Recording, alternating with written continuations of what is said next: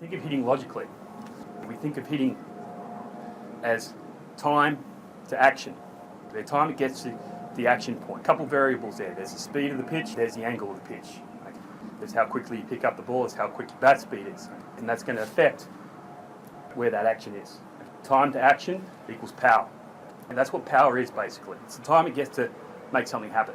The angle you take to get there, the distance from the beginning of the action equals power. People overcomplicate things. They talk about rotational, they talk about linear. That's all second category level. That's why the linear and the rotational and the torque people all argue until they're blue in the face that they have the right method. When in effect, in a way, they're each correct. What they're missing is that top level category, which is power itself. The time it takes to get to the action. The rotational guys, the linear guys, the torque guys, whatever else is out there, okay, they all argue they have the best hitting method. In effect, they do for a certain contact area, okay, where the action happens. The problem with hitting is that there are multiple action points, depending on the pitcher, the speed, your bat speed, the type of pitch thrown. The rotational, the linear, the torque, they're good for one area, but what they don't do is they don't cover every area. If you are a high elbow guy and a high leg kick guy, you can hit the way you like. Just know why and how and what you're doing. Don't just hit for the sake of hitting. You need to know how and why of what you're doing. The higher your leg kick, the more time it takes to get to the ball. That's not a problem if you're facing a pitcher that's throwing junk, okay, or below average fastballs. You'll crush him. When it comes crunch time and you're facing a guy who's bringing it, you're going to have troubles. Up and inside on you, top of the strike zone, and you're like this, it's going to be very, very tough for you to hit that. High elbow guy, you're a high leg kick guy, all right? Your swing is designed for extension. You think about time and distance and action points. The higher your elbow is away from your body, the more time it takes to get to the ball. You're not going to catch up to somebody who's bringing it. As long as you know that, as long as you know your swing's designed to hit a hanging breaking ball below average speed.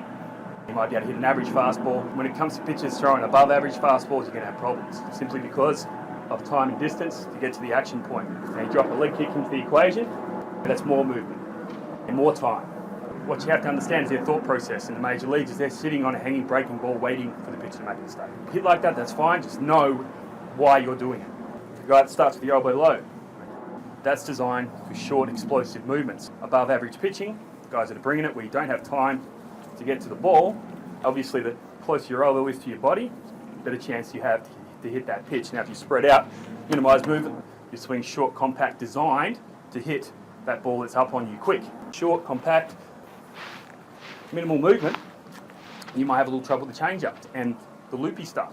You swing so short that it's tough to adjust to that change of speed because you swing so short. You really have to have good timing.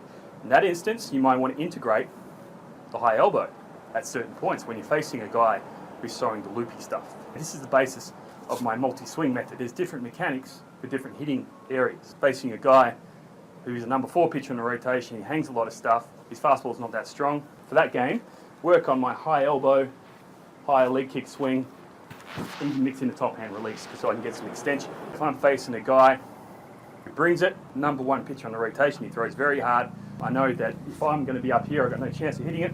In that case, I might work on my spread out swing closer to my core, minimize my stride, to add in the thought process of see ball, hit ball, because that all works together with that short, compact swing.